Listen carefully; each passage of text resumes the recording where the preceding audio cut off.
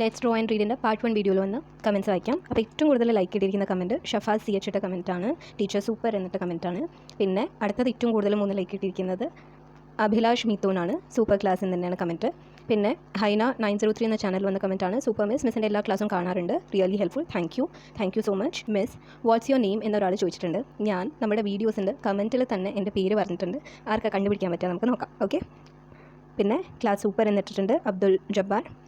ബിനോയ് ബാലായിട്ടിരിക്കുന്ന കമൻറ്റാണ്. I like this class very much. പിന്നെ പ്രിയം ജയൻ ഇട്ടതാണ് പാർട്ട് 2 വീഡിയോ. ഇപ്പോൾ പാർട്ട് 2 വീഡിയോ ആണ്. പിന്നെ എല്ലാവരും കുറേ നല്ല കമൻറ്റ്സ് ഇട്ടിട്ടുണ്ട്. നല്ല കമൻറ്റ്സ് ഇട്ട് എല്ലാവർക്കും താങ്ക് യു. ഓക്കെ, ഇത് ലെറ്റ്സ് ഡ്രോ ആൻഡ് റീഡിൻ്റെ പാർട്ട് 2 വീഡിയോ ആണ്. കഴിഞ്ഞ വീഡിയോയിൽ നിർത്തിയ സ്ഥലത്ത് നിന്ന് നമുക്ക് ഇന്ന് സ്റ്റാർട്ട് ചെയ്യാം. Okay. How can we locate A place on earth? ഭൂമിയിൽ ഒരു സ്ഥലത്തിൻ്റെ സ്ഥാനം എങ്ങനെയാണ് കണ്ടെത്തുന്നത്? Okay. Observe the picture of the ball given below. താഴെ കൊടുത്തിരിക്കുന്ന പന്തിൻ്റെ ചിത്രം നോക്കുക. അതായത് താഴെയില്ല, ഈ സൈഡിൽ കൊടുത്തിരിക്കുന്ന ഈ പന്ത് നോക്കുക. Did you see the picture of a house fixed on the ball? How do we determine the exact position of the house? അപ്പോൾ ഈ ഒരു ബോളിൻ്റെ മേലെ പന്തിൻ്റെ മുകളിലായിട്ട് നമുക്കൊരു വീടിൻ്റെ ചിത്രം കാണാം. ഈ വീടിൻ്റെ സ്ഥാനം എവിടെയാണെന്ന് എങ്ങനെ പറയാൻ പറ്റുക? Top, bottom, centre, on one side, which of these is correct? മുകളിലാണോ, താഴെയാണോ, മധ്യഭാഗത്തായിട്ടാണോ, ഒരു വശത്തേക്കായിട്ടാണോ? ഇതിൽ ഏതാണ് ശരി? It is difficult to determine the exact position of an object on a spherical surface. ഇത് ഇമ്പോർട്ടൻ്റ് ആയിട്ടുള്ള കാര്യമാണ്. ഒരു സ്ഫെറിക്കൽ സർഫേസ് എന്ന് വെച്ചാൽ ഒരു പന്തൊക്കെ ഉണ്ടാകുന്ന ഒരു ഷേപ്പില്ലേ, അതായത് ബോൾ പോലെ ഇരിക്കും. നമ്മളതിനെ പറയും ഗോളാകൃതി. അപ്പോൾ ഈ ഗോളം പോലെ ഇരിക്കുന്ന ഗോളാകൃതിയിലുള്ള സർഫസ് എന്ന് വെച്ചാൽ പ്രതലം. അപ്പോൾ ഗോളാകൃതിയിലുള്ള പ്രതലത്തിൽ ഒരു സാധനത്തിൻ്റെ, ഒരു വസ്തുവിൻ്റെ കൃത്യമായ സ്ഥാനം കണ്ടുപിടിക്കാൻ പ്രയാസമാണ്. അതെവിടെയാണെന്ന് നിർണ്ണയിക്കുന്നത് ഒരു ബുദ്ധിമുട്ടുള്ള കാര്യമാണ്. How can we find the exact position of the house fixed on the ball? അപ്പോൾ എങ്ങനെയാണ് നമ്മളിങ്ങനെ ഒരു ഗോളാകൃതിയിലുള്ള ഒരു ഷേപ്പിൻ്റെ മുകളിൽ ഒരു പ്രതലത്തിൽ എന്തെങ്കിലും ഒരു സാധനം വെച്ചാൽ അതിൻ്റെ സ്ഥാനം കൃത്യമായിട്ട് എങ്ങനെയാണ് നമ്മൾ കണ്ടെത്തുക? അതിനു വേണ്ടിയിട്ട് നമ്മൾ എന്ത് ചെയ്യും? Shall we draw lines vertically and horizontally on the ball as shown in the picture? അപ്പോൾ താഴെ ചിത്രത്തിൽ കൊടുത്തിരിക്കുന്നത് പോലെ ഹൊറിസോണ്ടൽ ലൈൻസും വെർട്ടിക്കൽ ലൈൻസുമാണ് നമ്മൾ വരയ്ക്കാൻ പോകുന്നത്. ഹൊറിസോണ്ടൽ ലൈൻസ് എന്ന് വെച്ചാൽ നമ്മളിങ്ങനെ വരയ്ക്കുന്ന കുറുകെയുള്ള രേഖകൾ, ഇങ്ങനെ വരയ്ക്കുന്ന രേഖകളെയാണ് നമ്മൾ ഹൊറിസോണ്ടൽ എന്ന് വിളിക്കുന്നത്. നമ്മളിങ്ങനെ നെടുകെ വരയ്ക്കുന്ന രേഖകളെയാണ് നമ്മൾ എന്ത് പറയുക? വെർട്ടിക്കൽ ലൈൻസ് എന്ന് പറയുന്നത്. ഓക്കെ. ഇത് രണ്ടും കൂടി നമ്മളൊരു ബോളിനകത്തോട്ട് വരച്ച് കഴിഞ്ഞാൽ എന്താവും? നമ്മൾ വെർട്ടിക്കൽ ലൈൻസാണിത്, ഇതാ ഇങ്ങനെ വരച്ചു. പിന്നെ ഹൊറിസോണ്ടൽ ലൈൻസും വരച്ചു കഴിഞ്ഞാൽ എന്താ സംഭവിക്കുന്നത്? നമ്മുടെ വീട് ഈ ഒരു ഷേപ്പിനകത്തായല്ലേ, നമ്മുടെ വീടിരിക്കുന്നത് ഈ ഒരു പ്ലേസിലാണെന്ന് നമുക്ക് പറയാൻ പറ്റും. പക്ഷേ ഇപ്പോഴും നമുക്ക് പറയാൻ പറ്റില്ല ഈ ഒരു സ്ക്വയറിലാണെന്നേ പറയാൻ പറ്റുന്നുള്ളൂ. അതിൻ്റെ പേര് നമുക്ക് കൃത്യമായിട്ട് പറയാൻ പറ്റുന്നില്ല. അതിനുവേണ്ടി നമ്മൾ എന്താ ചെയ്യുകയെന്ന് വെച്ചാൽ, ഞാൻ വീണ്ടും വരച്ച് കാണിക്കാം. ആദ്യം നമ്മൾ എന്ത് വരയ്ക്കും? ഹൊറിസോണ്ടൽ ലൈൻസ് വരയ്ക്കും അല്ലേ. ഹൊറിസോണ്ടൽ ലൈൻസ് എന്ന് പറയുമ്പോൾ നമ്മളിങ്ങനെ വരയ്ക്കും. ഓക്കെ. ഞാൻ കുറച്ച് ഹൊറിസോണ്ടൽ ലൈൻസ് വരച്ചു. ഇനി ഞാൻ വെർട്ടിക്കൽ ലൈൻസ് വരയ്ക്കണം. വെർട്ടിക്കൽ ലൈൻസും വരച്ചു. ഇനി വിചാരിക്കുക നമ്മുടെ വീട് ഇവിടെയാണ് നമ്മുടെ വീടുള്ളതെന്ന് വിചാരിക്കുക. ഓക്കെ. ഫസ്റ്റ് ഞാൻ ചെയ്യാൻ പോകുന്ന കാര്യം എന്താണെന്ന് വെച്ചാൽ, ഞാൻ ഈ വരച്ചിരിക്കുന്ന ലൈൻസിനൊക്കെ പേര് കൊടുക്കാൻ പോവാണ്. അപ്പോൾ ഹൊറിസോണ്ടൽ വരച്ചിരിക്കുന്ന, അതായത് ഞാൻ ഇങ്ങനെ വരച്ചിരിക്കുന്ന ലൈൻസിന് ഞാൻ എന്താ പേര് കൊടുക്കുക? A, B, C, D, E എത്രയാണെന്ന് വെച്ചാൽ അത്രയും ആൽഫബറ്റ്സ് വെച്ച് ഞാൻ പേര് കൊടുക്കുകയാണ്. ഇനി വെർട്ടിക്കലായിട്ട് വരച്ചിരിക്കുന്ന ലൈൻസ്, അതായത് ഈ ലൈൻസിനൊക്കെ ഞാൻ നമ്പേഴ്സാണ് കൊടുക്കാൻ പോകുന്നത്. അപ്പോൾ നമ്മൾ സ്റ്റാർട്ട് ചെയ്യുന്നത് ഈ അറ്റത്തു നിന്നാണ്. ഈ അറ്റം 1, ഇത് 2, ഇത് 3, ഇത് 4, ഇത് 5, ഇത് 6. ഓക്കെ. അപ്പോൾ നമ്മുടെ വീട് ഇരിക്കുന്നത് എവിടെയാണ്? വീടിരിക്കുന്നത് ഇവിടെയാണല്ലേ. അപ്പോൾ നമ്മൾ ആദ്യം നോക്കുക, ഇത് ഏതാ ലൈൻ? ഹൊറിസോണ്ടൽ ലൈൻസ് ഏതൊക്കെയാണ്? ഡിയും സിയും അല്ലേ. ഡിൻ്റെയും സിൻ്റെയും ഇടയിലാണ്. അപ്പോൾ നമുക്ക് ഹൊറിസോണ്ടൽ ലൈൻസ് നമുക്ക് ഡി ആൻഡ് സി എന്ന് കിട്ടി. വെർട്ടിക്കൽ ലൈൻസ് ഏതൊക്കെയാണ്? വെർട്ടിക്കൽ ലൈൻസ് നമുക്ക് ഏതാ ഇട്ടത്? 4ഉം 5ഉം അല്ലേ. 4 and 5 ആണ് വെർട്ടിക്കൽ ലൈൻസ്. അപ്പോൾ നമുക്ക് എന്ത് പറയാൻ പറ്റും? The house is between The house is between horizontal lines D and C and vertical lines 4 and 5. ഇങ്ങനെയാണ് നമ്മളൊരു സ്ഥലത്തിൻ്റെ പേര് പറയുന്നത്. Okay. Now, if we give alphabet and number to each line, won't you be able to find out the exact position of the house by spotting the lines between which it is located? ഇനി ഓരോ വരയ്ക്കും അക്ഷരവും നമ്പറും കൂടി നൽകിക്കഴിഞ്ഞാൽ നമുക്ക് ഏത് വരയ്ക്കിടയിലാണ് ഈ വീടിൻ്റെ സ്ഥാനം എന്ന് കൃത്യമായിട്ട് പറയാൻ പറ്റും അല്ലേ? ഇപ്പം ഞാൻ നേരത്തെ കാണിച്ച പോലെ തന്നെ നമുക്കൊന്നുകൂടെ നോക്കാം. ഇത് നമ്മുടെ A, B, C, D, E. Okay. Yellow വെച്ച് ഞാൻ വെർട്ടിക്കൽ ലൈൻസ് വരയ്ക്കുകയാണ്. 1, 2, 3, 4, 5, 6, 7, 8. ഇനി വീട് എവിടെയാണുള്ളത്? വീടുള്ളത് സി ഹൊറിസോണ്ടൽ ലൈനിൻ്റെയും ഡി ഹൊറിസോണ്ടൽ ലൈനിൻ്റെയും ഇടയിലാണല്ലേ? Horizontal line C and D, vertical lines ഏതൊക്കെയാണ്? 5ഉം 6ഉം. വെർട്ടിക്കൽ ലൈൻസ് 5 and 6 അല്ലേ? 5 and 6. അപ്പോൾ നമുക്ക് എന്ത് പറയാൻ പറ്റും? Vertical lines 5 and 6. എങ്ങനെ എഴുതുക? Between vertical lines 5 and 6 and horizontal lines C and D. അപ്പോൾ ഇങ്ങനെയാണ് നമ്മളൊരു ഗോളാകൃതിയിലുള്ള പ്രതലത്തിൽ ഒരു വസ്തുവിൻ്റെ സ്ഥാനം നിർണ്ണയിക്കുന്നത് അല്ലെങ്കിൽ പറയുന്നത്. ഓക്കെ. ഇനി ഈ ക്വസ്റ്റ്യൻ ആൻസർ എങ്ങനെ എഴുതുക? Now write down the position of this house on the ball. ഈ പന്തിൽ നൽകിയിട്ടുള്ള വീടിൻ്റെ സ്ഥാനം എവിടെയാണെന്ന് എഴുതാനാണ് പറയുന്നത്. അപ്പോൾ നമ്മളെങ്ങനെയാണ് നോക്കുക? ബിറ്റ്വീൻ ഹൊറിസോണ്ടൽ ലൈൻസ് ആദ്യം നോക്കാം, അല്ലെങ്കിൽ വെർട്ടിക്കൽ ലൈൻസ് നോക്കാം. Okay. Between vertical lines 2 and 3 and horizontal lines D and E. നമ്മളെങ്ങനെ ആൻസർ എഴുതുക? Between vertical lines 2 and 3 and horizontal lines D and E. Okay. താഴെ തന്നിരിക്കുന്ന ഗ്ലോബ് നോക്കുക. ഇനി look at the line marked in red on the given globe. This is the equator. അപ്പോൾ നിങ്ങൾക്ക് ഈ ഗ്ലോബിൽ എന്ത് കാണാം? ഒരു റെഡ് ലൈൻ കാണാം അല്ലേ? ഈ ഒരു ലൈൻ കാണാം. അതിനെ നമ്മൾ വിളിക്കുന്ന പേരാണ് ഇക്വേറ്റർ. ഓക്കെ. അപ്പോൾ ഈ തന്നിരിക്കുന്ന ഗ്ലോബിൽ ചുവപ്പ് നിറത്തിൽ രേഖപ്പെടുത്തിയ ഈ ഒരു വരയാണ് നമ്മൾ എന്ത് വിളിക്കുക? ഇക്വേറ്റർ അഥവാ ഭൂമധ്യരേഖ എന്ന് പറയും. Okay. This line divides the globe into 2 hemisphere. ഇനി രേഖ എന്താണ് ചെയ്യുന്നത്? ഈ ഒരു സ്ഫിയർ എന്ന ഷേപ്പിനെ, ഈ ഒരു ഗോളത്തിനെ 2 ഗോളങ്ങളായിട്ട് മാറ്റുകയാണ്. ഫോർ എക്സാമ്പിൾ, നിങ്ങളൊരു തേങ്ങ ആലോചിക്കുക. തേങ്ങ ശരിക്കും ഒരു ഗോളമല്ല, എന്നാലും അങ്ങനെ ആലോചിക്കുക. തേങ്ങ പൊട്ടിച്ചു കഴിഞ്ഞാൽ നമുക്ക് എന്ത് കിട്ടും? 2 ചിരട്ടകൾ കിട്ടും അല്ലേ? അപ്പോൾ ഈ ഒരു ഷേപ്പിനെ നമ്മൾ എന്താ വിളിക്കുക? അർദ്ധഗോളം അഥവാ ഹെമിസ്ഫിയർ എന്നാണ് നമ്മൾ ഈ ഒരു ചിരട്ടയുടെ ഷേപ്പിനെ വിളിക്കുന്നത്. അപ്പോൾ ഈ ഒരു ഇക്വേറ്റർ എന്താ ചെയ്യുന്നത്? ഇക്വേറ്റർ ഈ ഒരു ഗ്ലോബിനെ 2 കഷ്ണങ്ങളായിട്ട്, ഒന്നാമത്തെ ഇത്, രണ്ടാമത്തേത് ഇത്. ഒരു ഹെമിസ്ഫിയർ ഇതാണ്, രണ്ടാമത്തെ ഹെമിസ്ഫിയർ ഇതാണ്. 2 ഹെമിസ്ഫിയേഴ്സായിട്ട്, അതായത് അർദ്ധഗോളങ്ങളാക്കിയിട്ട് മാറ്റുകയാണ് അല്ലേ? വേർതിരിക്കുകയാണ്. അപ്പോൾ എ എന്നെഴുതിയിരിക്കുന്നത് എന്താണ്? നമുക്കറിയാം, ഡയറക്ഷൻസ് വെച്ച് നോക്കുമ്പോൾ ഇത് നോർത്ത്, ഇത് സൗത്ത് ആണല്ലേ? അപ്പോൾ എ എന്തായിരിക്കും? എ നോർത്തേൺ ഹെമിസ്ഫിയർ ആണ്. ബി എന്തായിരിക്കും അപ്പോൾ? Southern hemisphere. അപ്പോൾ നമുക്ക് എന്താ പറയുക? This line divides the globe into 2 hemispheres. Which line? Equator അല്ലേ? ഇക്വേറ്റർ എന്ന ഈ ലൈൻ ഈ ഒരു ഗ്ലോബിനെ 2 ഹെമിസ്ഫിയേഴ്സായിട്ട് വിഭജിക്കുകയാണ്. In the given figure, what is marked A is the northern hemisphere. ഈ A എന്ന് മാർക്ക് ചെയ്തത് എന്താണ്? നോർത്തേൺ ഹെമിസ്ഫിയർ ആണ്. നോർത്തേൺ ഹെമിസ്ഫിയർ എന്ന് വെച്ചാൽ വടക്കേ അർദ്ധഗോളം. And B is southern hemisphere. ഈ ബി എന്ന് മാർക്ക് ചെയ്തിരിക്കുന്നത് സദേൺ ഹെമിസ്ഫിയർ. നോക്കുക, സദേൺ ഹെമിസ്ഫിയർ അല്ലെങ്കിൽ തെക്കേ അർദ്ധഗോളവുമാണ്. Observe the equator and other circular lines drawn above and below parallel to it.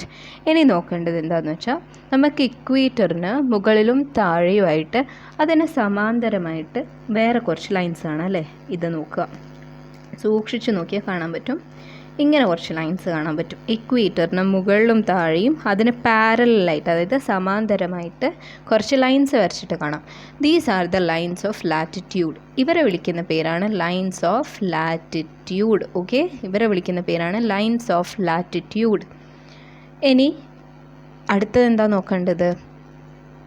ഈ ഒരു ഇക്വേറ്ററിന് പെർപെൻഡിക്കുലറായിട്ട്, അതായത് ഇങ്ങനെ ലംബമായിട്ട്, ഇക്വേറ്ററിന് പെർപെൻഡിക്കുലർ എന്ന് പറഞ്ഞാൽ ഇങ്ങനെ ഇക്വേറ്ററിന് പെർപെൻഡിക്കുലറായിട്ട് ലംബമായിട്ട് വരച്ചിരിക്കുന്ന രേഖകളിനെ നമ്മൾ എന്താ വിളിക്കുക? ഇവിടെ നോക്കുക, അതിനെ വിളിക്കുന്ന പേരാണ് longitudinal lines or lines of longitudes. അപ്പോൾ നമുക്ക് ഒന്നുകിൽ ലോഞ്ചിറ്റ്യൂഡിനൽ ലൈൻസ് എന്ന് പഠിക്കാം, അല്ലെങ്കിൽ ലൈൻസ് ഓഫ് ലോഞ്ചിറ്റ്യൂഡ്സ് എന്ന് പഠിക്കാം. നമ്മൾ പഠിച്ചു, ഇങ്ങനെ പാരലായിട്ട് വരയ്ക്കുന്നതിന് നമ്മൾ ലൈൻസ് ഓഫ് ലാറ്റിറ്റ്യൂഡ് എന്ന് വിളിക്കും. ഇങ്ങനെ പെർപെൻഡിക്കുലർ എന്ന് വെച്ചാൽ ഒരു വര ഇങ്ങനെയാണെങ്കിൽ അതിന് ഇങ്ങനെ വരച്ചു കഴിഞ്ഞാൽ ഇതതിൻ്റെ പെർപെൻഡിക്കുലറായി മാറി. അപ്പോൾ പെർപെൻഡിക്കുലറായി വരയ്ക്കുന്നതിന് നമ്മൾ എന്ത് വിളിക്കും? Lines of longitudes. The location of A place on the earth is determined based on these imaginary lines. അപ്പോൾ ഈ സാങ്കല്പികമായ രേഖകളെ അടിസ്ഥാനമാക്കിയിട്ടാണ് നമ്മൾ ഭൂമിയിലെ ഒരു സ്ഥലത്തിൻ്റെ സ്ഥാനം നിർണ്ണയിക്കുന്നത്. ഓക്കെ, നമുക്ക് ഇതുവരെ പഠിച്ചതൊന്ന് റിവൈസ് ചെയ്യാം. ഫസ്റ്റ് നമ്മൾ പഠിച്ചു, ഒരു റെഡ് ലൈൻ ഉണ്ട് ഗ്ലോബിന്, അതിനെ നമ്മൾ ഇക്വേറ്റർ എന്ന് വിളിക്കും. ഇക്വേറ്റർ ഗ്ലോബിനെ 2 ഹെമിസ്ഫിയേഴ്സ് ആക്കി മാറ്റും, എ ആൻഡ് ബി അല്ലേ. എ എന്താണ്? നോർത്തേൺ ഹെമിസ്ഫിയർ, അതായത് മുകൾ ഭാഗം നോർത്തേൺ ഹെമിസ്ഫിയറും ബി താഴെയുള്ള ഈ ഒരു ഭാഗം സദേൺ ഹെമിസ്ഫിയറുമാണ്. ഇനി ലൈൻസ് ഓഫ് ലാറ്റിറ്റ്യൂഡ് എന്താണ്? ലൈൻസ് ഓഫ് ലാറ്റിറ്റ്യൂഡ് ഇങ്ങനെ ഇക്വേറ്ററിന് പാരലായിട്ടുള്ള ലൈൻസിനെയാണ് നമ്മൾ എന്ത് വിളിക്കുന്നത്? Lines of latitude. ഇക്വേറ്ററിന് പെർപെൻഡിക്കുലർ ലംബമായിട്ടുള്ള ലൈൻസിനെയാണ് നമ്മൾ എന്ത് വിളിക്കുക? Lines of longitude. ഓക്കെ, അപ്പോൾ നമുക്ക് ഈ പഠിച്ച സാധനങ്ങളൊക്കെ ഈ ഒരു ഗ്ലോബിൽ വരച്ച് നോക്കാം. ഫസ്റ്റ് നമ്മൾ എന്താ വരയ്ക്കുക? ഒരു ഇക്വേറ്റർ വരയ്ക്കും. ഇത് നമ്മുടെ ഇക്വേറ്ററായി. ഇനി നമ്മൾ എന്ത് വരയ്ക്കണം? നോർത്തേൺ ഹെമിസ്ഫിയറും സദേൺ ഹെമിസ്ഫിയറും മാർക്ക് ചെയ്യാം. നമുക്കറിയാം ഏതാണ് നോർത്തേൺ ഹെമിസ്ഫിയർ വരിക? ഇതാണ് നോർത്തേൺ ഹെമിസ്ഫിയർ, എൻ എന്ന് മാർക്ക് ചെയ്യാം. ഇത് സദേൺ ഹെമിസ്ഫിയർ, എസ് എന്ന് മാർക്ക് ചെയ്യാം. ഇക്വേറ്റർ 2 കഷ്ണങ്ങളാക്കി. ഇനി എന്തൊക്കെയാണ് വരയ്ക്കേണ്ടത്? Lines of latitude. ഇക്വേറ്ററിന് പാരലായിട്ട് നമ്മൾ കുറച്ച് ലൈൻസ് വരയ്ക്കും. ഇതിനെ നമ്മൾ എന്ത് വിളിക്കും? Lines of latitude. Okay, lines of latitude. ഇക്വേറ്ററിന് ഇനി പെർപെൻഡിക്കുലർ അഥവാ ലംബമായിട്ട് വരയ്ക്കുന്ന ലൈൻസിന് നമ്മൾ എന്ത് പറയും? Lines of longitude. ഓക്കെ, ഇപ്പം ഞാൻ വരച്ചിരിക്കുന്നതാണ് ലൈൻസ് ഓഫ് ലോഞ്ചിറ്റ്യൂഡ്. ഓക്കെ, അപ്പോൾ എല്ലാവർക്കും ഈ ഒരു ഭാഗം മനസ്സിലായി എന്ന് വിചാരിക്കുന്നു. മനസ്സിലായിട്ടില്ലെങ്കിൽ ഒന്നുകൂടെ റിപ്പീറ്റ് ചെയ്ത് ഈ ഭാഗം കാണാം.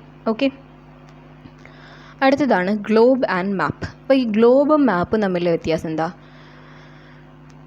A globe is A spherical model of earth. ഭൂമിയുടെ ഗോളാകൃതിയിലുള്ള ഒരു മോഡൽ അഥവാ മാതൃകയാണ് ഗ്ലോബ്. ഇപ്പം നോക്കാം, ഇത് ഭൂമി ഇങ്ങനെ വട്ടത്തിലാണ്, ഇങ്ങനെ ഉരുണ്ടാണ് ഇരിക്കുന്നത്. അതുപോലെ തന്നെയാണ് ഗ്ലോബ് ഉണ്ടാക്കി വെച്ചിരിക്കുന്നത്. അതേപോലെ ഒരു കുഞ്ഞു മോഡൽ ഉണ്ടാക്കുന്നതാണ് globe. When the features of the earth's surface are drawn on a flat surface, we can develop a map. അപ്പോൾ ഈ ഒരു ഗോളാകൃതിയിലുള്ള ഭൂമിയുടെ പ്രത്യേകതകളും സവിശേഷതകളും ഒക്കെ നമ്മളൊരു പരന്ന പേപ്പറിലോ പ്രതലത്തിലോ വരച്ച് കഴിഞ്ഞാൽ അതൊരു മാപ്പ് അഥവാ ഭൂപടമായി മാറും. ഗ്ലോബ് എങ്ങനെയാണ്? അതേപോലെ ഒരു സ്ഫെറിക്കൽ സർഫസിൽ വരയ്ക്കുന്നത്. സ്ഫെറിക്കൽ മോഡൽ ഓഫ് എർത്ത് ആണ് ഗ്ലോബ്. പക്ഷേ ഇതൊരു ഫ്ലാറ്റ് സർഫസിൽ, അതായത് ഒരു ഫ്ലാറ്റ് സർഫസിൽ ഈ ഒരു ഗോളത്തിൽ കാണുന്ന ഫീച്ചേഴ്സിനൊക്കെ വരച്ച് കഴിഞ്ഞാൽ അതെന്തായി മാറും? ഒരു മാപ്പ് അഥവാ ഭൂപടമായി മാറും. Okay, observe the map of Kerala. അപ്പോൾ താഴെ കേരളത്തിൻ്റെ മാപ്പാണ് കൊടുത്തിരിക്കുന്നത്. നമുക്ക് എന്തൊക്കെയാണ് ഈ മാപ്പിൽ കാണാൻ പറ്റുന്നത്? 14 ജില്ലകളുണ്ട്. 14 ജില്ലകളും വ്യത്യസ്തമായ കളേഴ്സിലാണ് റെപ്രസെൻ്റ് ചെയ്തിട്ടുള്ളത്, കാണിച്ചിട്ടുള്ളത്. പിന്നെ കേരളത്തിൻ്റെ 2 നെയ്ബർ സ്റ്റേറ്റ്സായ കർണാടക, തമിഴ്നാടു കൊടുത്തിട്ടുണ്ട്. സൈഡിൽ ലക്ഷദ്വീപ് സീ മാർക്ക് ചെയ്തിട്ടുണ്ട്. പിന്നെ ABC എന്നൊക്കെ മാർക്ക് ചെയ്തിട്ടുണ്ട്. എക്ക് കേരള പൊളിറ്റിക്കൽ മാപ്പ് എന്ന് എഴുതിയിട്ടുണ്ട്. ബിക്ക് എന്താ നമുക്ക് മനസ്സിലായി, ഇതെന്താ? ഡയറക്ഷനാണ് അല്ലേ, ഡയറക്ഷൻ കൊടുത്തിട്ടുണ്ട്.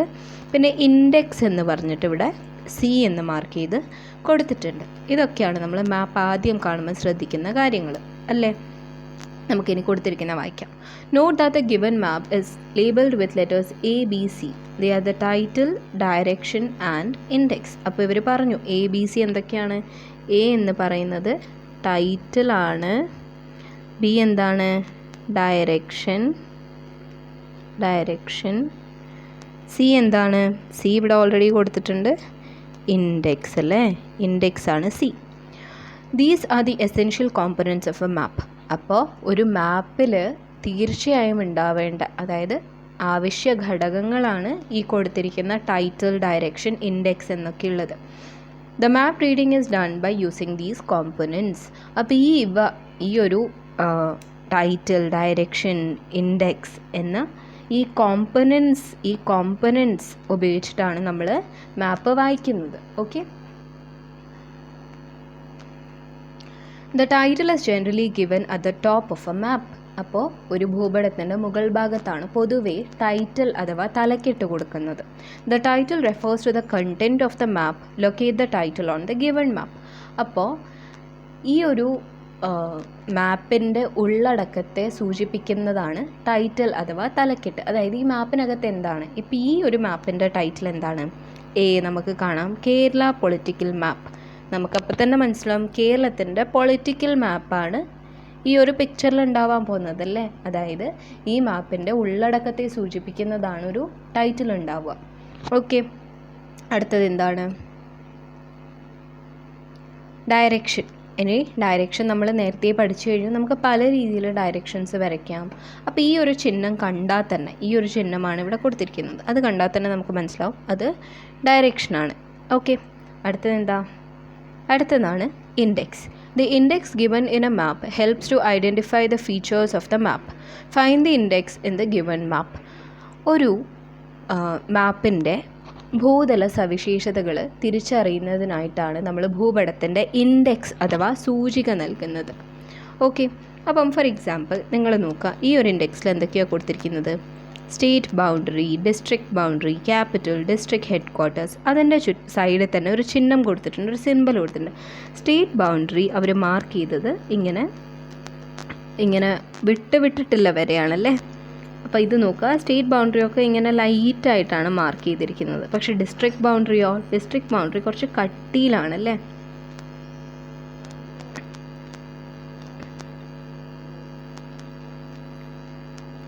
സോറി, പറഞ്ഞത് തെറ്റി. സ്റ്റേറ്റ് ബൗണ്ടറി എവിടെയാണ്? സ്റ്റേറ്റ് ബൗണ്ടറി മാർക്ക് ചെയ്തിരിക്കുന്നത് ഇതാണ്. ഓക്കെ. ഇങ്ങനെ വിട്ട് നമുക്ക് കാണാം. സ്റ്റേറ്റ് ബൗണ്ടറി ഇതാണ്. ഡിസ്ട്രിക്ട് ബൗണ്ടറി ഇതാണ്. ഡിസ്ട്രിക്ട് ബൗണ്ടറി ഓരോ ജില്ലയും ഡിവൈഡ് ചെയ്യുന്നത് കട്ടിയിലാണ് ആ വരെയുള്ളത്. ക്യാപിറ്റൽ ദാ തിരുവനന്തപുരം, ഇവിടെ സ്റ്റാർ മാർക്ക് ചെയ്തിട്ടുണ്ട്, അതാണ് ക്യാപിറ്റൽ. ഡിസ്ട്രിക്ട് ഹെഡ് ക്വാർട്ടേഴ്സ്, ഈ പച്ച കുത്തുകൾ കാണുന്നില്ലേ, അതാണ് ഓരോ ജില്ലയുടെയും ഹെഡ് ക്വാർട്ടേഴ്സ്. ഓക്കെ. അപ്പോൾ നമുക്ക് ഈ ഒരു ഇൻഡെക്സ് കണ്ടിട്ട് മനസ്സിലാക്കാം ഈ സ്റ്റാറിൻ്റെ അർത്ഥം എന്താണ്, ഈ കുത്തിൻ്റെ അർത്ഥം എന്താണ്, ഈ കട്ടിയുള്ള വര എന്തിനാണ് ഉപയോഗിച്ചിരിക്കുന്നത്, ഈ വിട്ടിട്ടുള്ള വര എന്തിനാണ് ഉപയോഗിച്ചിട്ടുള്ളത്. നമുക്ക് ഈ ഒരു ഇൻഡെക്സ് അഥവാ സൂചിക നോക്കിയിട്ട് മനസ്സിലാക്കാൻ പറ്റും. നമുക്ക് മാപ്പ് വായിക്കാനും എളുപ്പമാവും. ഓക്കെ.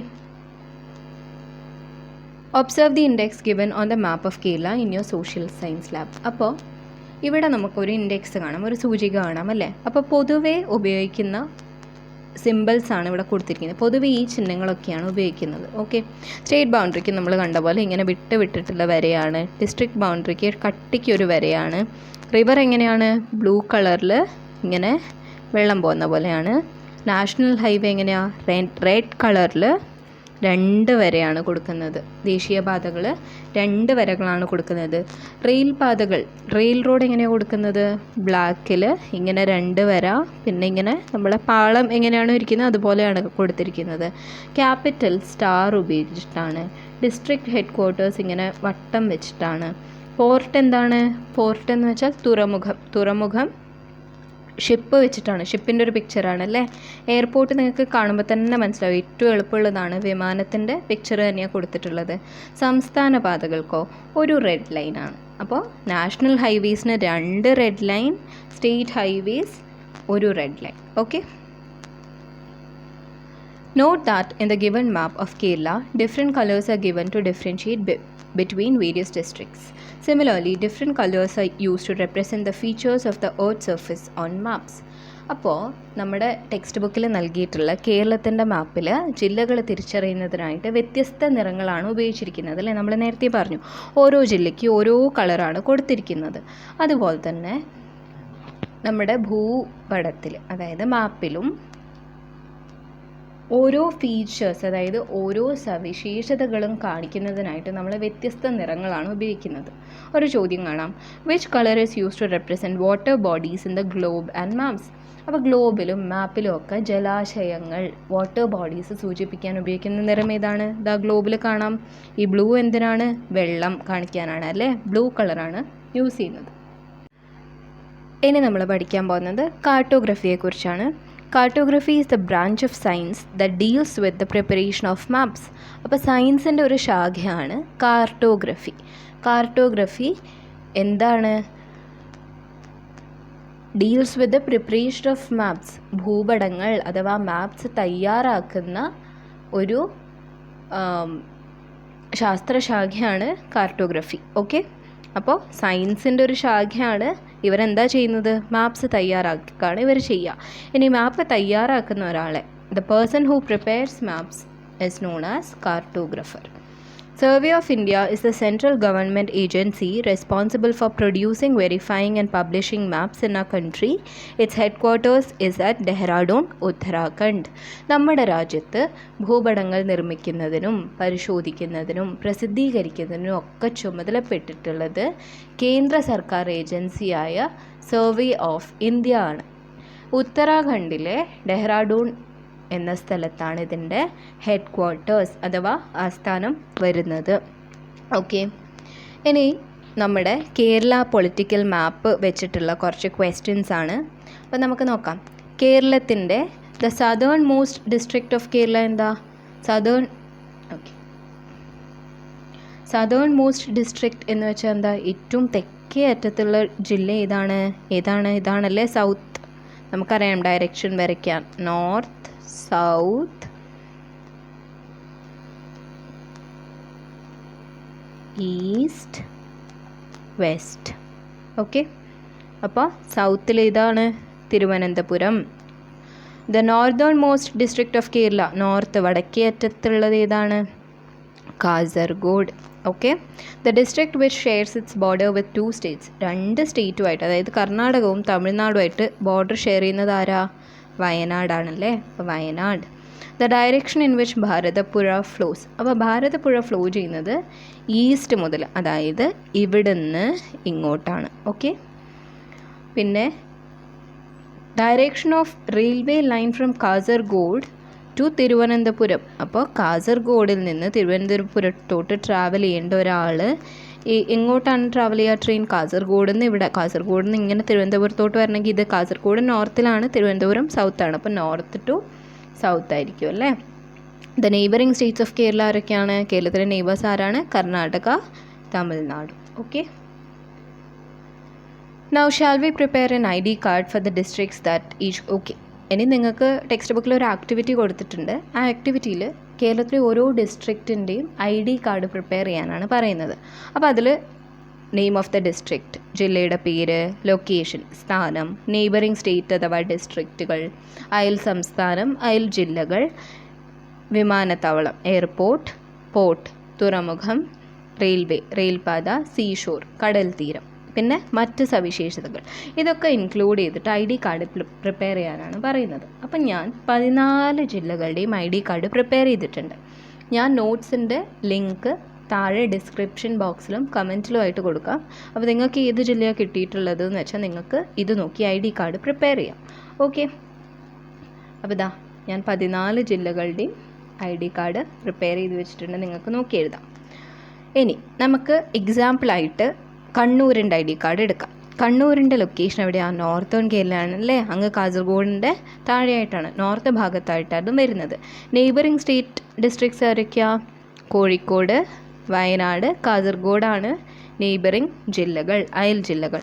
എയർപോർട്ട് ഏതാണ്? കണ്ണൂർ ഇൻ്റർനാഷണൽ എയർപോർട്ട് ഉണ്ട്. പോർട്ട് എന്താണ്? കണ്ണൂർ പോർട്ട് ഉണ്ട്. Railway, Kannur railway station. Seashore, Kannur beach ഉണ്ട്. അതർ ഫീച്ചേഴ്സ് എന്തൊക്കെയാണ്? മേജർ റിവേഴ്സ്, വളപട്ടണം പുഴയുണ്ട്. ലാൻഡ്മാർക്ക്സ് എന്തൊക്കെയാണ്? ഇവിടെയുള്ള പ്രത്യേക സ്ഥലങ്ങൾ ഏതൊക്കെയാണ്? സെയിൻറ്റ് ആഞ്ചലോ ഫോർട്ട് ഉണ്ട്, പയ്യാമ്പലം ബീച്ച് ഉണ്ട്. പിന്നെ ഇൻഡസ്ട്രീസ് എന്ന് പറയുമ്പോൾ ഹാൻഡ്ലൂം ഇൻഡസ്ട്രി ഉണ്ട്, ഫിഷിംഗ് ഇൻഡസ്ട്രി ഉണ്ട്. ക്ലൈമറ്റ് എന്താണ്? Tropical monsoon. ഇതൊക്കെയാണ് ഇതിൻ്റെ പ്രത്യേകതകൾ. അപ്പോൾ ഇത് കണ്ണൂരിൻ്റെ ID കാർഡായി മാറി. ഓക്കെ, അപ്പോൾ നിങ്ങൾക്ക് ID കാർഡ് എങ്ങനെ ഉണ്ടാക്കാം? കണ്ണൂരിൻ്റെ ID കാർഡ് നമുക്ക് ഇങ്ങനെ തയ്യാറാക്കാം. ഇതൊക്കെ വെച്ചിട്ട് കണ്ണൂരിൻ്റെ ഒരു മാപ്പും ഞാനിവിടെ കൊടുത്തിട്ടുണ്ട്. ഓക്കെ, ജില്ലയുടെ map. Okay, Kerala is a state in India. Do you know how many states and union territories are there in India? Okay, ഇന്ത്യയിലെ ഒരു സംസ്ഥാനമാണ് കേരളം. അപ്പോൾ ഇന്ത്യയിൽ എത്ര സംസ്ഥാനങ്ങളും കേന്ദ്രഭരണ പ്രദേശങ്ങളും ഉണ്ടെന്ന് നിങ്ങൾക്കറിയോ? ഇന്ത്യയിൽ ടോട്ടൽ 28 സംസ്ഥാനങ്ങൾ, 28 സ്റ്റേറ്റ്സും 8 യൂണിയൻ ടെറിട്ടറീസ്, അതായത് കേന്ദ്രഭരണ പ്രദേശങ്ങളുമാണ് ഉള്ളത്. 2024 ഡേറ്റ വെച്ചിട്ട് 28 സ്റ്റേറ്റും 8 യൂണിയൻ ടെറിട്ടറീസുമാണ് ഇന്ത്യയിൽ ഉള്ളത്. ഓക്കെ, ഇനി അടുത്ത ചോദ്യം എന്താണ്? ഇന്ത്യയിൽ prepare A list of the States, there Capitals and union territories of India. ഇന്ത്യയിലെ സംസ്ഥാനങ്ങൾ, അവയുടെ തലസ്ഥാനങ്ങൾ, കേന്ദ്രഭരണ പ്രദേശങ്ങൾ എന്നിവയുടെ പട്ടിക തയ്യാറാക്കാനാണ്. അപ്പോൾ നമ്മൾ പറഞ്ഞു 28 സ്റ്റേറ്റ്സ് ആണ് ഇന്ത്യയിലുള്ളത്. അപ്പോൾ നമുക്ക് ഓരോന്നായിട്ട് നോക്കാം. ആന്ധ്രാപ്രദേശിൻ്റെ ക്യാപിറ്റലാണ് അമരാവതി. അരുണാചൽ പ്രദേശിൻ്റെ ക്യാപിറ്റലാണ് ഇറ്റാനഗർ. ആസാമിൻ്റെ ക്യാപിറ്റലാണ് ഡിസ്പൂർ. ബീഹാറിൻ്റെത് പട്ന. ഛത്തീസ്ഗഡിൻ്റെ ക്യാപിറ്റലാണ് റായ്പൂർ. ഗോവ പനാജി. ഗുജറാത്തിൻ്റെ ക്യാപിറ്റൽ ഗാന്ധിനഗർ. ഹരിയാനയുടെ ക്യാപിറ്റൽ ചണ്ഡീഗഡ്. ഹിമാചൽ പ്രദേശിൻ്റെ ക്യാപിറ്റൽ ഷിംല. ജാർഖണ്ഡിൻ്റെ ക്യാപിറ്റൽ റാഞ്ചി. കർണാടകയുടെ ക്യാപിറ്റൽ ബംഗളൂരു. കേരളയുടെ ക്യാപിറ്റൽ തിരുവനന്തപുരം. മധ്യപ്രദേശിൻ്റെ ക്യാപിറ്റൽ ഭോപ്പാൽ. മഹാരാഷ്ട്രയുടെ ക്യാപിറ്റൽ മുംബൈ. മണിപ്പൂരിൻ്റെ ക്യാപിറ്റൽ ഇംഫാൽ. മേഘാലയയുടെ ക്യാപിറ്റൽ ഷിലോങ്. മിസോറാമിൻ്റെ ക്യാപിറ്റൽ ഐസ്വാൾ. നാഗാലാൻഡിൻ്റെ ക്യാപിറ്റൽ കൊഹിമ. ഒഡീഷയുടെ ക്യാപിറ്റൽ ഭുവനേശ്വർ. പഞ്ചാബിൻ്റെ ക്യാപിറ്റൽ ചണ്ഡീഗഡ്. ഇനി ശ്രദ്ധിക്കുക, ചണ്ഡീഗഡ് 2 സ്ഥലത്തിൻ്റെ, ഹരിയാനയുടെയും പഞ്ചാബിൻ്റെയും ക്യാപിറ്റലാണ് ചണ്ഡീഗഡ്. രാജസ്ഥാൻ്റെ ക്യാപിറ്റൽ ജയ്പൂർ. സിക്കിമിൻ്റെ ക്യാപിറ്റൽ ഗാംഗ്ടോക്ക്. തമിഴ്നാടുവിൻ്റെ ക്യാപിറ്റൽ ചെന്നൈ. തെലങ്കാനയുടെ ക്യാപിറ്റൽ ഹൈദരാബാദ്. ത്രിപുരയുടെ ക്യാപിറ്റൽ അഗർത്തല. ഉത്തർപ്രദേശിൻ്റെ ക്യാപിറ്റൽ ലക്നൗ. ഉത്തരാഖണ്ഡിൻ്റെ ക്യാപിറ്റൽ വിൻ്റർ, അതായത് തണുപ്പ് കാലത്ത് ഡെഹ്റാഡൂൺ, സമ്മർ സീസൺ വേനൽക്കാലത്ത് ഗൈർസെയിൻ. വെസ്റ്റ് ബംഗാളിൻ്റെ ക്യാപിറ്റൽ കൊൽക്കത്ത. 28 സ്റ്റേറ്റ്സും ക്യാപിറ്റൽസുമായി 8 യൂണിയൻ ടെറിട്ടറീസ് ഏതൊക്കെയാണ്? ആൻഡമാൻ ആൻഡ് നിക്കോബാർ ഐലൻഡിൻ്റെ ക്യാപിറ്റൽ പോർട്ട് ബ്ലെയർ. ചണ്ഡീഗഡിൻ്റെ ക്യാപിറ്റൽ ചണ്ഡീഗഡ് തന്നെയാണ്. Dadra and Nagar Haveli and Daman and Diu 2 പേരിലാണ് അറിയപ്പെടുന്നത്. ഒന്നിൽ ദാദ്ര ആൻഡ് നാഗർ ഹവേലി എന്ന് പറയാം, അല്ലെങ്കിൽ ദമൻ ആൻഡ് ദിയു എന്ന് പറയാം. അതിൻ്റെ ക്യാപിറ്റലാണ് ദമൻ. അപ്പോൾ ദമൻ ആൻഡ് ദിയു എന്ന് പഠിച്ചു കഴിഞ്ഞാൽ നമുക്ക് ക്യാപിറ്റൽ പെട്ടെന്ന് ദമനാന്ന് പറയാൻ പറ്റും. ലക്ഷദ്വീപിൻ്റെ ക്യാപിറ്റലാണ് കവരത്തി. ഡൽഹിയുടെ ക്യാപിറ്റൽ, നാഷണൽ ക്യാപിറ്റൽ ടെറിട്ടറിയാണ് ന്യൂഡൽഹി കേട്ടോ. പുതുച്ചേരിയുടെ ക്യാപിറ്റൽ പുതുച്ചേരി അഥവാ പോണ്ടിച്ചേരി അല്ലേ. ജമ്മു ആൻഡ് കാശ്മീരിൻ്റെ ക്യാപിറ്റൽ സമ്മർ, വേനൽക്കാലത്ത് ശ്രീനഗറും തണുപ്പ് കാലത്ത് വിൻ്റർ കാലത്ത് ജമ്മുവും.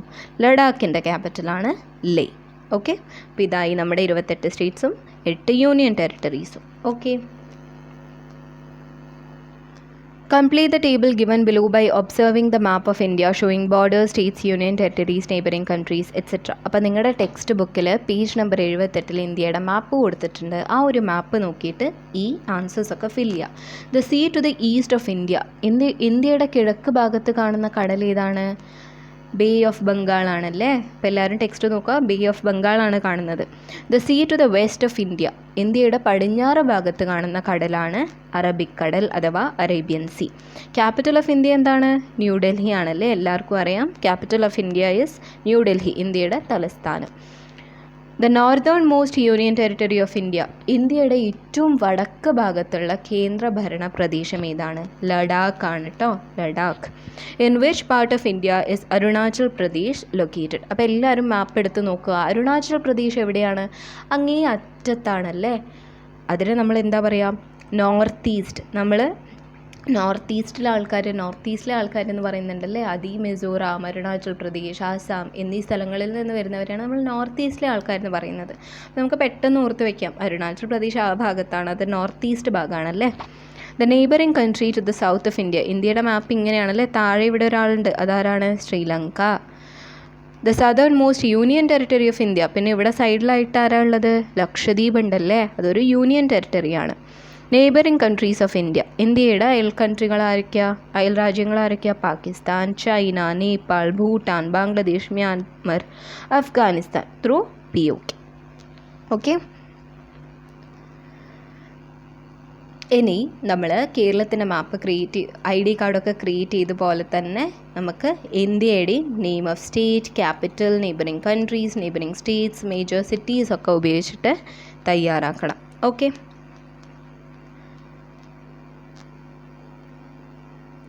ഒരു എക്സാമ്പിൾ കൊടുത്തിട്ടുണ്ട്. ഉത്തർപ്രദേശിൻ്റെ ആണെങ്കിൽ name of state Uttar Pradesh, capital Lucknow, neighbouring country ആരാണ്? നേപ്പാളാണ്. നെയ്ബറിംഗ് സ്റ്റേറ്റ്സ് ഇവരൊക്കെയാണ് ഉത്തരാഖണ്ഡ്, ഹിമാചൽ പ്രദേശ്, ഹരിയാന, ഡൽഹി, രാജസ്ഥാൻ, മധ്യപ്രദേശ്, ഛത്തീസ്ഗഡ്, ബീഹാർ, ജാർഖണ്ഡ്. പിന്നെന്താ ചോദിച്ചിട്ടുള്ളത്? പ്രധാന നഗരങ്ങൾ ഏതൊക്കെയാണ്? Major cities Lucknow, Kanpur, Varanasi, Agra, Allahabad, Ghaziabad, Noida. ഇതൊക്കെയാണ് മേജർ സിറ്റീസ്, പ്രധാനപ്പെട്ട സിറ്റീസ് ഉത്തർപ്രദേശിൽ. ഇനി എക്സ്ട്രാ ആയിട്ടുള്ള ഇൻഫർമേഷൻ ഞാനിവിടെ കൊടുത്തിട്ടുണ്ട്. നോക്കാം. Cultural and historical importance, climate അവിടുത്തെ എങ്ങനെയാണ്, അവിടെയുള്ള മെയിൻ ആയിട്ടുള്ള റിവേഴ്സ്, നദികൾ ഏതൊക്കെയാണ്? ഗംഗ, യമുന, ഗോമതി, സരയു. പിന്നെ അവിടെയുള്ള മൗണ്ടൻ റേഞ്ചസ് ഏതൊക്കെയാണ്? ഇതുപോലെയാണ് നിങ്ങൾ ഒരു സ്റ്റേറ്റ് എടുത്തിട്ട് അതിൻ്റെ ഒരു വിവരങ്ങൾ കുറിപ്പിൽ ഉൾപ്പെടുത്തി എഴുതേണ്ടത്. ഓക്കെ. ഇനി check out the note prepared by Aji തയ്യാറാക്കിയ കുറിപ്പ് നോക്കുക. My location is in the northern part of India. എൻ്റെ സ്ഥാനം ഇന്ത്യയുടെ വടക്കേ ഭാഗത്താണ്. ആരെക്കുറിച്ചാണ് പറയുന്നത്? ഉത്തർപ്രദേശിനെ കുറിച്ചാണ് പറയുന്നത്. There is A country on my border. എൻ്റെ അതിർത്തിയിലൊരു രാജ്യമുണ്ട്, അതാണ് നേപ്പാൾ. നമ്മൾ നേരത്തെ കുറിപ്പിലും ഇത് എഴുതി. Also I share my borders with 8 States of India. ഞാൻ ഇന്ത്യയിലെ 8 സംസ്ഥാനങ്ങളുടെ അതിർത്തി കൂടി പങ്കിടുന്നുണ്ട്. I am often referred to as the sugar bowl of India as I produce large quantity of sugar cane. ഒരുപാട് കരിമ്പ് ഉൽപ്പാദിപ്പിക്കുന്നത് കൊണ്ട് തന്നെ ഇന്ത്യയുടെ പഞ്ചസാര കിണ്ണം എന്ന് തന്നെ വിശേഷിപ്പിക്കാറുണ്ട്. Sugar bowl of India. Kathak is a dance form that belongs to my place. Kathak എന്നത് എൻ്റെ നാട്ടിലെ നൃത്തകലയാണ്. You might have heard the names of major cities such as Kanpur, Lucknow, Varanasi, Agra, Allahabad, etc. Kanpur, Lucknow, Varanasi, Agra, Allahabad മുതലായവയുടെ പേരൊക്കെ നിങ്ങൾ കേട്ട് കാണും. Sarnath known through the Ashoka pillars spreads my fame around the world. അപ്പം അശോക സ്തംഭത്തിലുള്ള അതിലൂടെ ശ്രദ്ധേയമായ സാർനാഥ് എന്ന സ്ഥലം എൻ്റെ പ്രശസ്തി ലോകമെങ്ങും പരത്തുന്നുണ്ട്. Okay. Read the note about the voyage of Portuguese traveler Vasco da Gama to India. Portuguese സഞ്ചാരിയായ വാസ്കോ ഡ ഗാമ ഇന്ത്യയിലേക്ക് നടത്തിയ യാത്രയെക്കുറിച്ചുള്ള ഒരു കുറിപ്പാണ് ഇവിടെ കൊടുത്തിരിക്കുന്നത്. Vasco da Gama set out in search of India, leading a fleet of 4 sailing ships with 170 sailors from port of Lisbon, Portugal. പോർച്ചുഗലിലെ Lisbon തുറമുഖത്ത് നിന്ന് 4 പായ്ക്കപ്പലുമായിട്ട് 170 പേരടങ്ങുന്ന നാവിക സംഘത്തെ നയിച്ചുകൊണ്ട് വാസ്കോ ഡ ഗാമ ഇന്ത്യയെ തേടിയിട്ട് യാത്ര തിരിക്കുകയാണ്. He travelled south east with the help of the winds and reach the southernmost tip of Africa. അപ്പോൾ കാറ്റിൻ്റെ സഹായത്തോടെ തെക്ക് കിഴക്കോട്ട് യാത്ര ചെയ്യാണ്. എന്നിട്ട് ആഫ്രിക്കയുടെ തെക്കേ അറ്റത്ത് എത്തിപ്പെടും. He then travelled northwards along the east coast of Africa, reached the port of Malindi. Okay. പിന്നെന്താ ചെയ്യുന്നത്? തുടർന്ന് ആഫ്രിക്കയുടെ കിഴക്കേ തീരം വഴി വടക്കോട്ട് സഞ്ചരിച്ച് മാലിന്തി തുറമുഖത്ത് എത്തി. With the help of monsoon winds, they reached Kapad near Calicut on the west coast of India on 20 May 1498. Monsoon കാറ്റുകളുടെ സഹായത്തോടെ 1498 മെയ് 20 ഇന്ത്യയുടെ പടിഞ്ഞാറേ തീരത്ത് കോഴിക്കോടിനടുത്തുള്ള കാപ്പാട് തീരത്ത് എത്തിച്ചേർന്നു. This adventurous journey made by Vasco da Gama and his companions covering thousands of kilometers has made a mark in history. യൂറോപ്പിൽ നിന്ന് ആയിരക്കണക്കിന് kilometre യാത്ര ചെയ്ത് വാസ്കോ ഡ ഗാമയും സംഘവും സാഹസികമായി നടത്തിയ ഈ യാത്ര ചരിത്രത്തിൽ വലിയൊരു ഇടമാണ് നേടിയിട്ടുള്ളത്. അപ്പോൾ ഇത് വായിച്ചപ്പോൾ നമ്മൾ എന്താ കുറേ ഡയറക്ഷൻസ് ഇപ്പോൾ പഠിച്ചതിൻ്റെ ഉപയോഗം മനസ്സിലായോ? സൗത്ത് ഈസ്റ്റ്, സദേൺ മോസ്റ്റ്, പിന്നെ നോർത്ത് വേർഡ്സ്, ഈസ്റ്റ് കോസ്റ്റ്, ഇതൊക്കെ പറയുമ്പോൾ നിങ്ങൾക്ക് പെട്ടെന്ന് ഇപ്പം ഏത് ദിശയെക്കുറിച്ചാണ് പറയുന്നതെന്ന് മനസ്സിലാവുന്നുണ്ടാവും അല്ലേ? ഇനി കൊടുത്തിരിക്കുന്നത് വാസ്കോ ഡ ഗാമയുടെ സമുദ്ര സഞ്ചാരപാത നോക്കാൻ വേണ്ടിയിട്ട് ഒരു കോണ്ടിനെൻറ്റിൻ്റെ ഒക്കെ മാപ്പ് കൊടുത്തിട്ടാണ് ഉള്ളത്. ഓക്കെ, അപ്പോൾ ഇതിൽ നമുക്ക് ഡയറക്ഷൻസ് കാണാം, പിന്നെന്താ ഇൻഡെക്സ് കാണാം. ഓക്കെ, ഓരോ കളറും ഏത് സ്ഥലമാണെന്നൊക്കെ കൊടുത്തിട്ടുണ്ട്. അപ്പോൾ നമുക്കറിയുന്ന ഒരു കാര്യമാണ് 7 കോണ്ടിനെൻറ്റ്സ് ആണുള്ളത്. അത് ഏതൊക്കെയാണ്? Asia, Africa, north America, South America, Europe, Australia, Antarctica. ഇതാണ് 7 കോണ്ടിനെൻറ്റ്സ് അല്ലേ. പിന്നെ എത്ര ഓഷ്യൻസ് ആണുള്ളത്? ആരൊക്കെയാണ് നമ്മുടെ oceans? Pacific ocean, Atlantic ocean, Arctic ocean, Indian ocean. Southern ocean വരുന്നത് ഈ ഒരു അന്റാർട്ടിക്കയുടെ ഈ ഒരു ഭാഗത്തായിട്ടാണ് സദേൺ ഓഷ്യൻ വരിക കേട്ടോ. ഈ ഒരു ഭാഗത്തായിട്ടാണ് സദേൺ ഓഷ്യൻ വരും. Okay,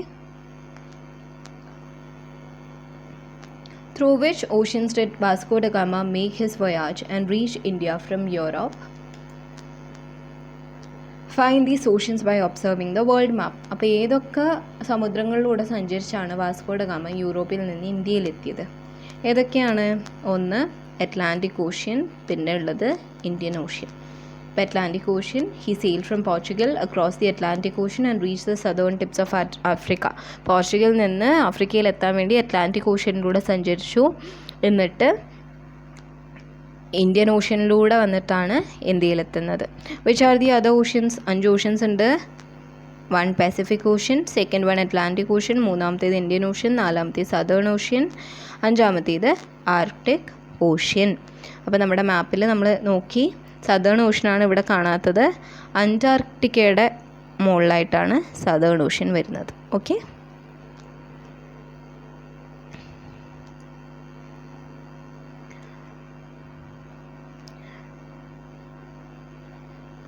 in the given world map, don't you see vast land areas along with oceans?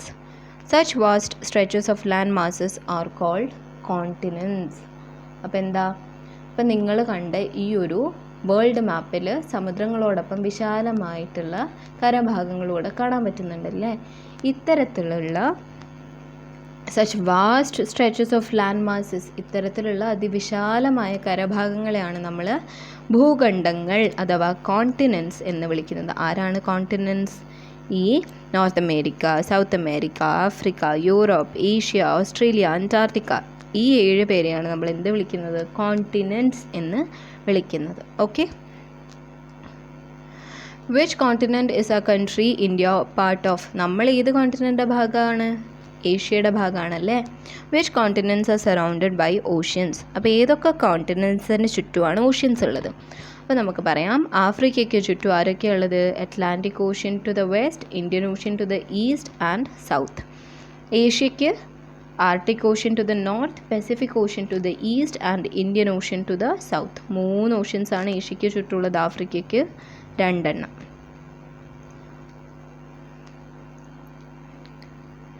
ഓസ്ട്രേലിയക്ക് എന്താ? Entirely surrounded by Indian ocean and Pacific ocean. 2 oceans ആണ് ചുറ്റുമുള്ളത്, Indian ocean and Pacific ocean. North അമേരിക്കയുടെ ചുറ്റും ആരാ ഉള്ളത്? Arctic ocean, Atlantic ocean, പിന്നെ Pacific ocean. അപ്പം ഞാനിതൊക്കെ പറയുമ്പോൾ നിങ്ങൾ ടെക്സ്റ്റിലുള്ള ആ ഒരു മാപ്പ് നോക്കുക, വേൾഡ് മാപ്പ് നോക്കുക, അപ്പം നമുക്ക് കൃത്യമായിട്ട് മനസ്സിലാവും.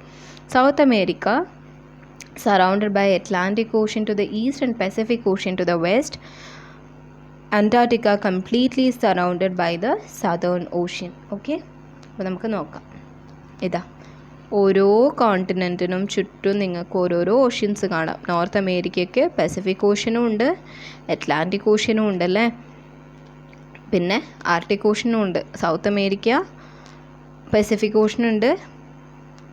ആഫ്രിക്കയുടെ ഏഷ്യയുടെ ഇവിടെയായിട്ട് ഇന്ത്യൻ ഓഷ്യൻ കാണാം. അപ്പോൾ നമുക്ക് ഈ പിക്ചർ കണ്ടാൽ തന്നെ മനസ്സിലാവും ഓരോന്നിനും ചുറ്റും ഏത് ഓഷ്യനാണ് ഉള്ളതെന്ന്.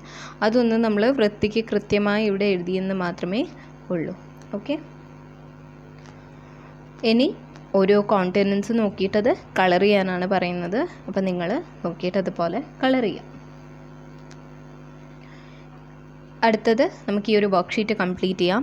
ഫീച്ചേഴ്സ് കൊടുത്തിട്ടുണ്ട്. ഇതാണ് കോണ്ടിനെൻ്റ് എന്ന് പറയണം. Continents found to the west of Atlantic ocean. Atlantic ഓഷ്യന് വെസ്റ്റായിട്ട് കാണുന്ന കോണ്ടിനെൻറ്റ്സ് ഏതൊക്കെയാണ്? അറ്റ്ലാന്റിക് ഓഷ്യന് വെസ്റ്റായിട്ട് നോർത്ത് അമേരിക്ക കാണാം, സൗത്ത് അമേരിക്ക കാണാം അല്ലേ. ഇത് അറ്റ്ലാന്റിക് ഓഷ്യൻ്റെ വെസ്റ്റ് ഇതാണ്. North America, South America. Okay, continent of the east of Indian ocean. Indian ഓഷ്യൻ്റെ ഈസ്റ്റ് അല്ലേ. ഈസ്റ്റ് എന്ന് പറയുമ്പോൾ ഈ ഭാഗത്തോട്ട് ആരാ ഉള്ളത്? Australia. The largest continent Asia. അതെല്ലാവർക്കും അറിയുന്ന കാര്യമാണ്. ലാർജസ്റ്റ് കോണ്ടിനെൻറ്റ് ഏഷ്യ ആണ്. The continent found between Atlantic ocean and Indian ocean. Atlantic ഓഷ്യൻ്റെയും ഇന്ത്യൻ ഓഷ്യൻ്റെയും നടുക്കായിട്ട് കാണപ്പെടുന്നത് ആരെയാണ്? നമുക്കിവിടെ കാണാം അറ്റ്ലാന്റിക് ഓഷ്യൻ, ഇന്ത്യൻ ഓഷ്യൻ. അതിൻ്റെ നടുക്കാരുള്ളത് ആഫ്രിക്ക. ഓക്കെ, ആഫ്രിക്കയാണുള്ളത്. ഇനി ഓരോരോ പിക്ചേഴ്സ് നോക്കിയിട്ട് മാർക്ക് ചെയ്യാണ്. അപ്പോൾ ഫസ്റ്റ് വൺ സൗത്ത് അമേരിക്ക ആണ്, second one north America, third Europe, fourth Africa, fifth Australia, sixth Asia, seventh Antarctica. Okay, അവസാനത്തെ പോർഷനാണ്.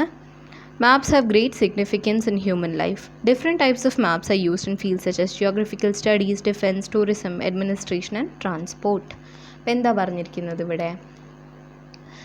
നമ്മുടെ ജീവിതത്തിൽ ഭൂപടങ്ങൾക്ക് വലിയ പ്രാധാന്യമാണുള്ളത്. അപ്പോൾ ഭൂമിശാസ്ത്ര പഠനം, പിന്നെ ഡിഫെൻസ്, അതായത് നമ്മുടെ മിലിറ്ററി ആ ഒരു ഇതിൽ, ടൂറിസം വിനോദസഞ്ചാരം, അഡ്മിനിസ്ട്രേഷൻ ഭരണനിർവഹണം, ട്രാൻസ്പോർട്ട് ഗതാഗതം, ഈ മേഖലകളിലൊക്കെ നമ്മൾ മാപ്സ് യൂസ് ചെയ്യാറുണ്ട്. When natural disasters like floods, landslides and other catastrophic events occur, maps and route maps are widely used to reach quickly in such areas and engage in relief operations. പ്രളയം, ഉരുൾപൊട്ടൽ തുടങ്ങിയ ഈ പ്രകൃതി ദുരന്തങ്ങളൊക്കെ വരുമ്പോൾ നമ്മൾ എന്താ ഈ ഒരു ഉണ്ടായ സ്ഥലത്ത് വേഗത്തിൽ എത്തിച്ചേരാൻ വേണ്ടിയിട്ടും ദുരിതാശ്വാസ പ്രവർത്തനങ്ങളിൽ ഏർപ്പെടാൻ വേണ്ടിയിട്ടും ഒക്കെ ഈ മാപ്സും റൂട്ട് മാപ്പുകളൊക്കെ ഉപയോഗിക്കാറുണ്ട്. There are many occasions in everyday life where we need to depend on map reading. Map reading has become an essential factor to build up human life in the modern world. നിത്യജീവിതത്തിൽ കൂടെ നമ്മൾ Google maps ഒക്കെ use ചെയ്തിട്ടാണ് ഇപ്പം പോകുന്നത് അല്ലേ. അപ്പം ഈ മാപ്പ് റീഡിങ്, മാപ്പ് വായിക്കുന്നത് വളരെ അങ്ങനത്തെ സന്ദർഭങ്ങൾ നമുക്ക് പലപ്പോഴും ഉണ്ടാകാറുണ്ട്. അപ്പോൾ ഈ ഒരു മോഡേൺ ലോകത്ത്, ആധുനിക ലോകത്ത് ജീവിതം എന്താണ് മുമ്പോട്ട് കൊണ്ടുപോകാൻ വേണ്ടിയിട്ട് ഒരു എസെൻഷ്യൽ ഫാക്ടർ, അനിവാര്യമായിട്ട് ഒരു കാര്യമായി മാറിയിരിക്കുകയാണ് എന്ത്? മാപ്പ് റീഡിങ്. ഓക്കെ, ഈ ചാപ്റ്റർ ഇത്രയേ ഉള്ളൂ. എല്ലാവർക്കും മനസ്സിലായി എന്ന് വിചാരിക്കുന്നു. അടുത്ത വീഡിയോ കാണാം. ബൈ.